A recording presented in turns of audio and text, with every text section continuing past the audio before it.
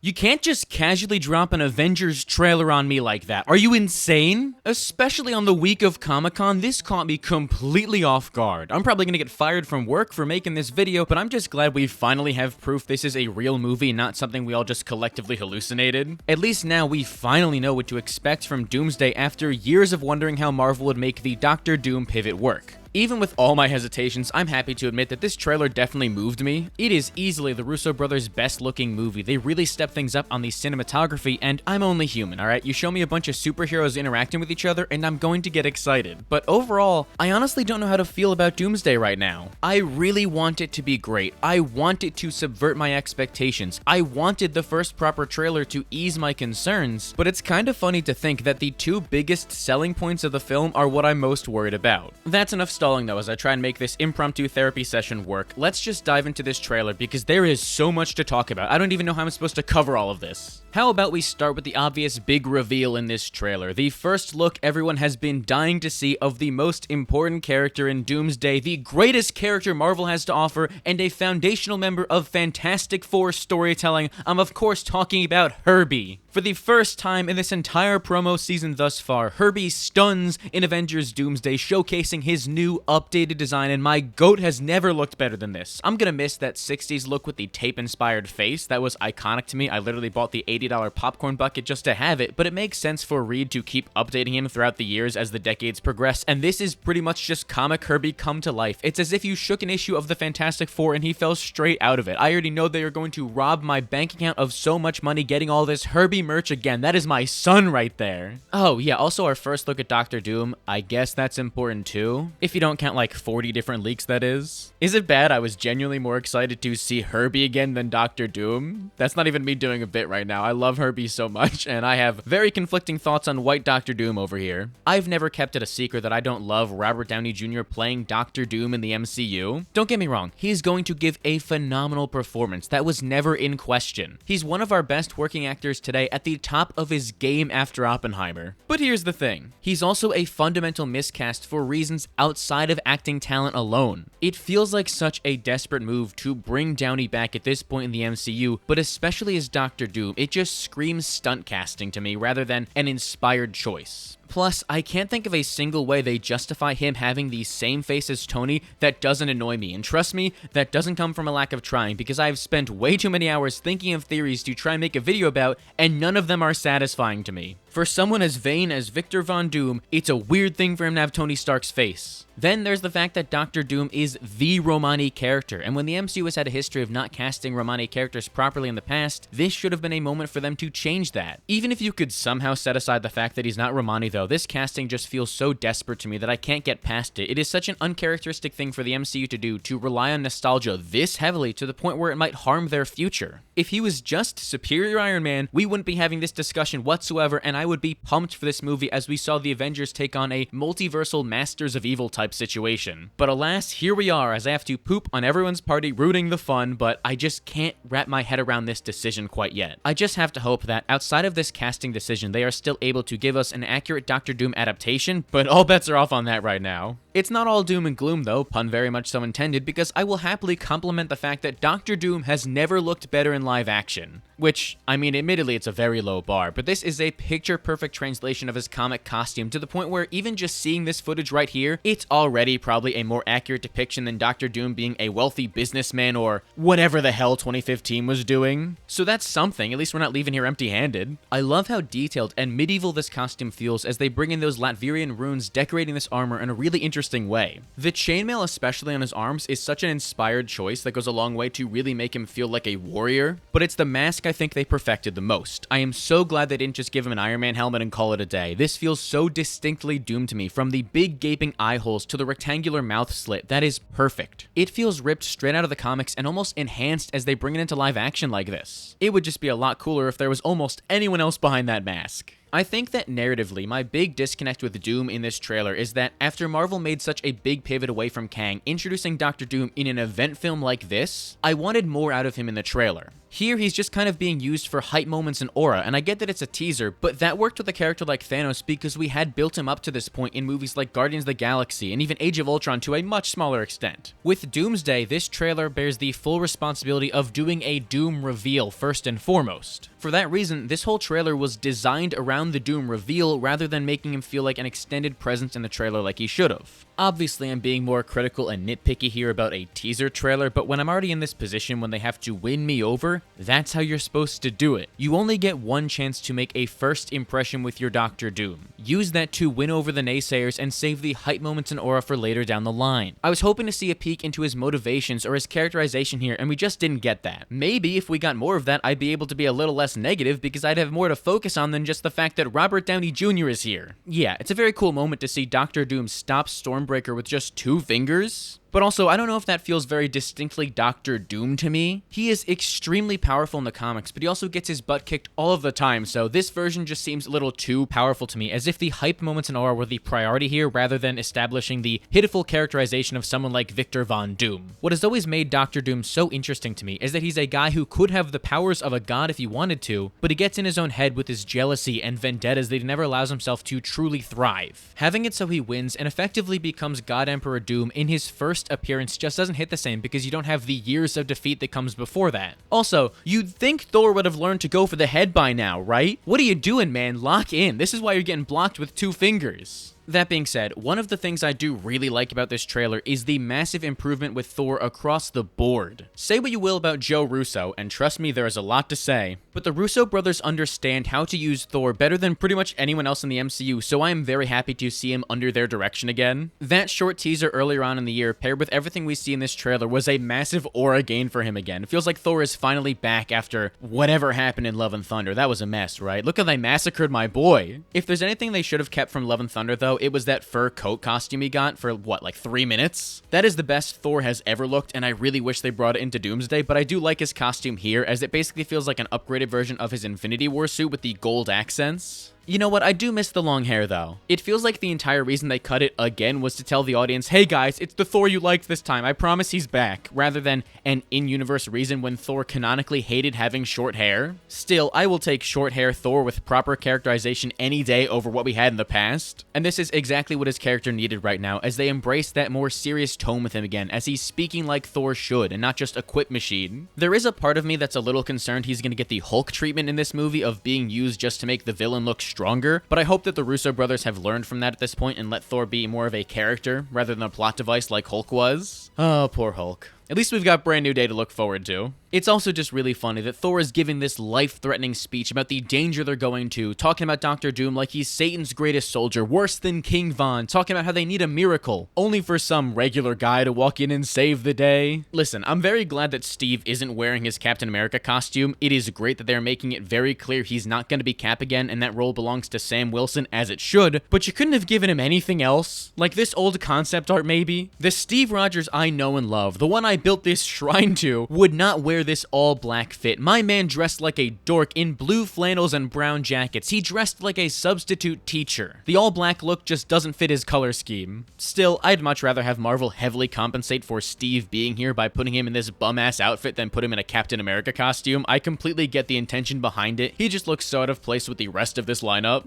To quote the man himself, if you're gonna fight a war, you gotta wear a uniform. Just not one with red, white, and blue on it. What I'm saying is that they should have just given him the slutty nomad suit with the deep V-cut neckline, and I am deathly serious about it. Even now, almost 2 years after it was confirmed that Chris Evans would return in Avengers Doomsday, I'm so conflicted about his role. I hate feeling conflicted about seeing my favorite character of all time, my inspiration and role model back again when it feels like a money grab more than anything else. This is a character who has meant the absolute world to me, which is why I'm going to be extra critical when they bring him back after getting such a sweet send-off. Honestly, I don't even mind Steve returning in Doomsday. It wouldn't have been my first choice, but you can do some really interesting stuff exploring the consequences of that ending and how Steve making a selfish choice could have doomed the multiverse, making him this plot device as our heroes are trying to protect Steve Rogers' timeline. But instead of all that, they've been presenting him as the lead of this film, and that doesn't sit right with me, especially when it's over Sam Wilson's Captain America, my other favorite character, who they are paying dust in this trailer, but trust me, we're gonna get to that later. No matter what they do, Steve is inevitably going to overshadow Sam's Captain America when this should have been his big moment to shine as the leader of the Avengers. No matter what they do with Steve in this movie, whether they recreate this famous panel of him saying, "He's Captain America, I'm just Steve Rogers," they're gonna give the vocal minority that won't give Sam a chance ammunition to use against him now that Steve is stepping back into the picture after Sam has only had one movie as Captain America. And that movie, it's not the best movie. Yeah, it holds a special place in my heart, but man, I wish it was better. If Sam had a better build-up as Captain America throughout the multiverse saga, I would be much happier to see him fight side by side with Steve again. I would argue that Sam becomes an even more interesting Captain America when he has to learn how to be one when the original is back by his side. The reason it works having them side by side in the comics is because they had time to build up Sam as Captain America and they can both inhabit different spaces. They just didn't do the work to establish Sam and then went crawling back to Steve when times got tough.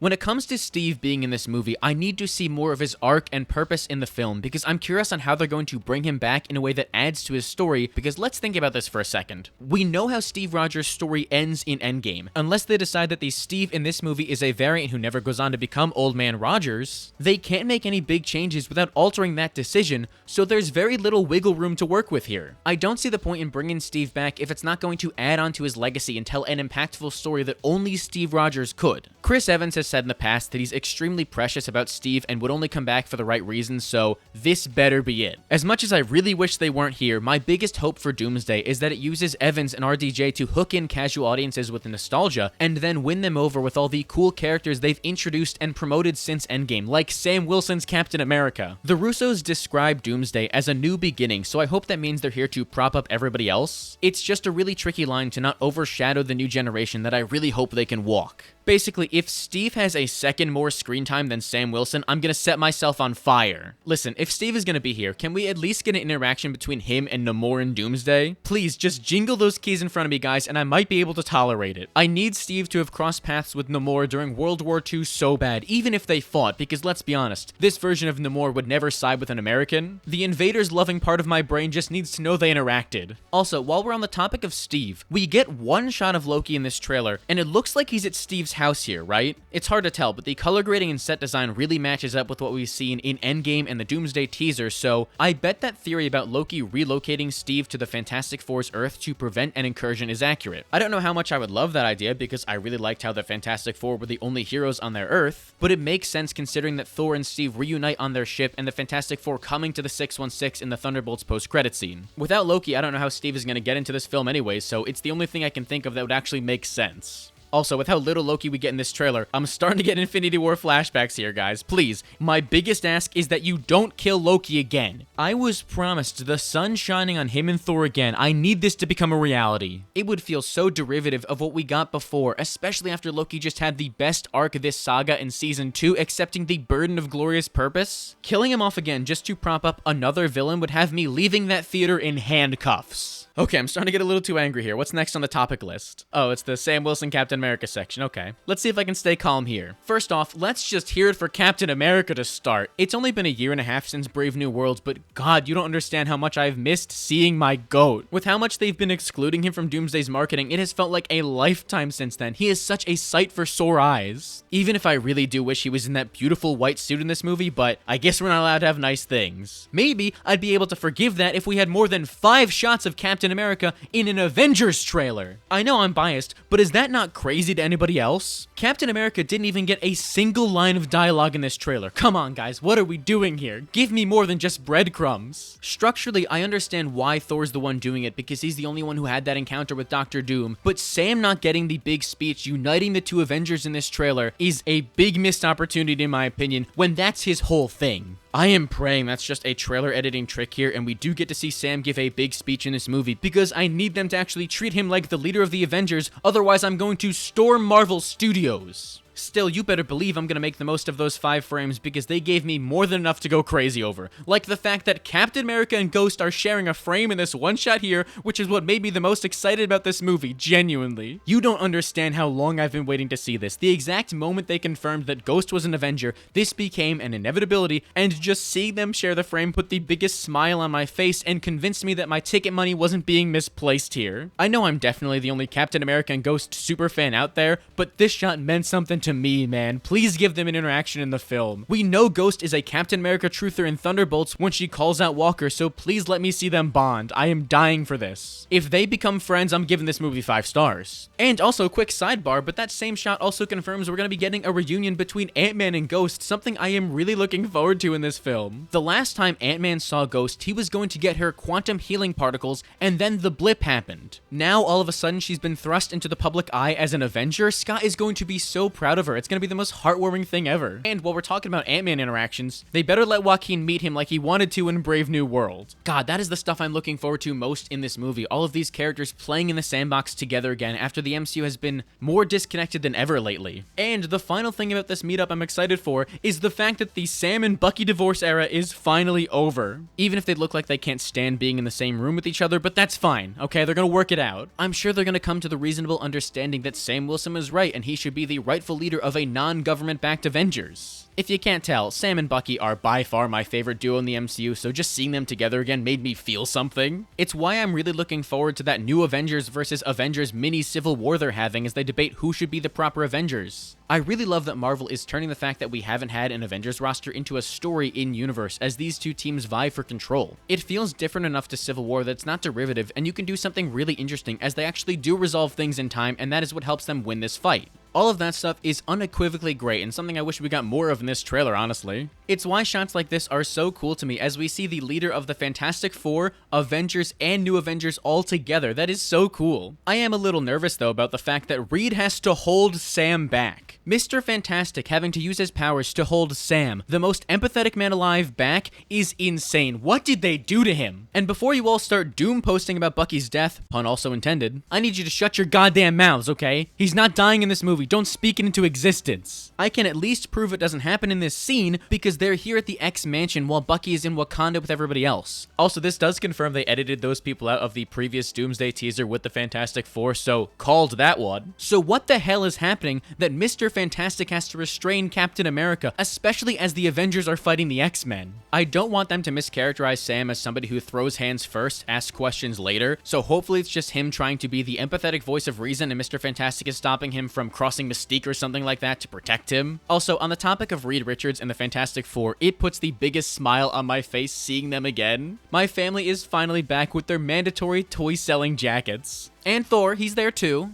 Call that the Fantastic Thor. Thank you. I'll be here you're too kind. You're too kind. The Fantastic Four First Steps is one of my favorite movies in the entire MCU. The Fantastic Four is my favorite superhero team ever. So the fact that we're going to be seeing them 3 years in a row is not lost on me. I used to pray for times like this as we get this perfectly adapted team thrown into the fire as we see them interacting with everybody else in Doomsday. I have waited my entire life for this and it feels so surreal. Imagine showing somebody this shot after Infinity War. We have come so far. It's especially exciting when we see the Fantastic Four interact with characters like the Wakandans too, knowing their comic history of how Black Panther was introduced in a Fantastic Four comic. This feels like such a full circle moment, and the fact that Namor is parting the entire ocean just so they can meet is insane levels of aura. We've only had a few looks at him, but I really love Namor's inclusion in this movie. Even more than Steve Rogers, he was the most surprising addition to the cast for me, so I really hope that he plays a big role in the film. Just please don't do any of the Namor and Sue stuff. That is all I ask for. I am so sick of people talking about that. It's a bigger thing online than it is in the comic. Sue has never cheated on Reed with Namor in any comics that are canon or matter. He just sexually harasses her, so I hope to God that Sue gets a moment where she absolutely humbles him after he makes a play, because if she can take down Galactus, she should not have to put up with Namor's nonsense. Speaking of Sue, I just like this shot right here. Sue is mothering on levels that have never been mothered on before, and Vanessa Kirby is impossibly fine. I'm glad they seemingly remembered what a powerhouse she is because I need her to play the biggest role in this film. She is one of, if not arguably, the most powerful character in this movie, so they better let her body Doom versus stealing her son. Come to think of it, I do think it's crazy that we didn't get a single shot of Dr. Doom interacting with any member of the Fantastic Four. That's a bit egregious to me. Conceptually, I get why it didn't happen with the way this trailer is structured around Thor and giving Doom as much aura as possible. It's just not getting to see Dr. Doom interact with the Fantastic Four kind of reaffirms some of my worst fears about this movie. I am really scared that they're gonna have Doctor Doom have more beef with the OG Avengers than the goddamn Fantastic Four. I was really hoping this trailer would put me at ease and show that him and Reed have some kind of rivalry, even if it was just some brief interaction, but the fact that Mr. Fantastic himself doesn't get any lines of dialogue either is crazy. They gave him more to say in the 75-week build-up Sunday dinner bit payoff than they did the actual Doomsday trailer. I don't think it's ridiculous to want Doctor Doom and the Fantastic Four to interact in a movie where Doctor Doom is the villain. To try and calm my nerves and stop another crash out, the first Infinity War trailer didn't even show Gamora and Thanos interact, so I'm gonna try and be patient. But here's the thing, Gamora and Thanos had an entire movie establishing that relationship. Doom and Reed have not had that whatsoever, so it's kind of important to me that they make that a priority. That is the most significant rivalry in Marvel Comics. Please do it justice, guys. I am begging you. If Doctor Doom wants to kill Steve Rogers more than Richards, we're gonna have some problems. One thing I am feeling a lot more confident about, though, is the fact that the Fox X-Men are back in this movie, and I really like it. I know that might be hypocritical for me to say, considering how negative I was about the other nostalgia characters they brought back, but I think the Fox X-Men really work for Doomsday, and that's saying a lot because I have such a strong love-hate relationship with the Fox X-Men universe, leaning more on hate, but seeing them again still moved me because of the way they're handling them. Unlike other legacy characters, this generation of the X-Men never got a proper shot at being comic-accurate X-Men thanks to all the black leather and Cyclops cucking they had to do. So I don't mind bringing them back and giving them yet another second chance. They've already brought back the Fox X-Men 3 other times, what's one more? Especially because if you're going to adapt the 2015 Secret Wars comic and the Time Runs Out story that leads into that, you need the incursions to mean something, which means you need other universes for people to care about. I honestly think it's really smart how the MCU has effectively weaponized nostalgia to make it a part of their storytelling as they bring back the X-Men and tie them into this movie in a really compelling way.